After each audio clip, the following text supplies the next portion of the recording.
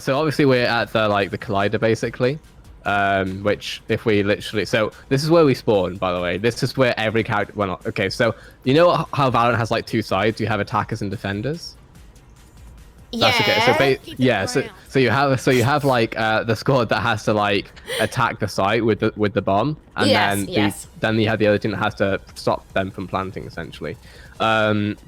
So this is the defender spawn, and basically you start here. You can see like there's this massive, there's a massive TV up there, and then there's also a few TVs up here, and all of them have warning signs, right? So something clearly happened here that needs to be warned about. Simprel also made an amazing video about this, sort of going over what the warning's about, what this facility, or at least what we think this facility might be for, etc. But yeah, this is the center of it. This is the Radion Collider.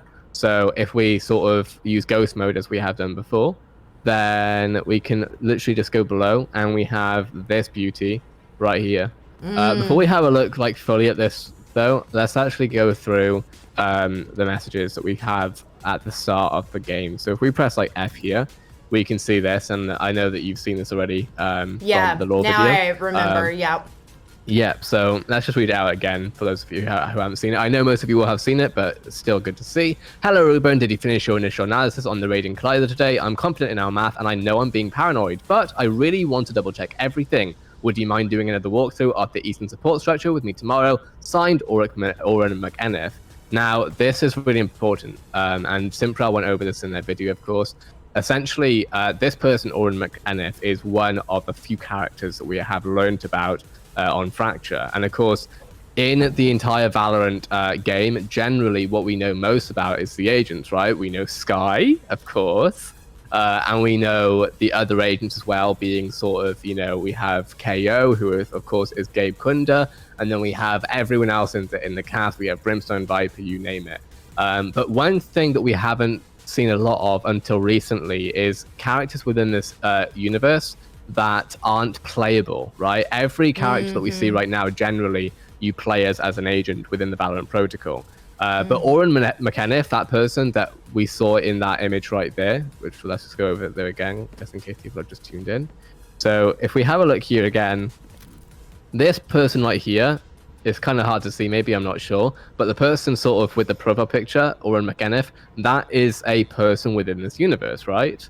And hopefully we're going to learn more about them. Now, if we continue to go forward, we'll see another one here. And this one, here we go. This one is from the General Kingdom Sector team. Or I don't know if it's Sector or whatever, but it's K-Sec for sure.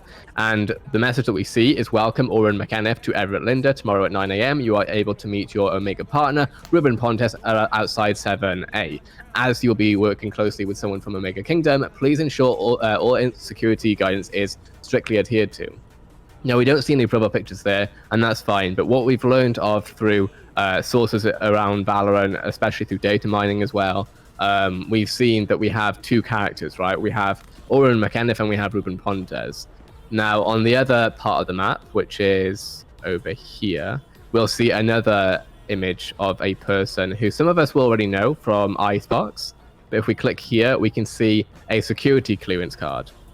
I think K-Sec is a security team. Absolutely could be. Very, very possible. So we have here Paul Delman. It's a bit difficult to see, but if you sort of, zoom in, look at it, we can see a level 5 security clearance for Paul Delman. So that's already 3 characters that we've seen in this universe that aren't Valorant agents. And I think this gives the universe a lot more life. Because I think the agents are obviously, they have all the dynamics of their voice lines, their storylines, their pasts, their cultures, etc.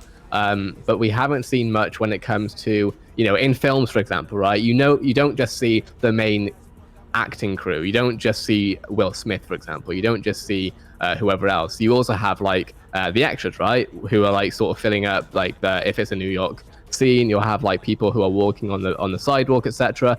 And they give the film actual life, don't they? Otherwise, you would literally have just the main characters and it'd be a ghost town, right?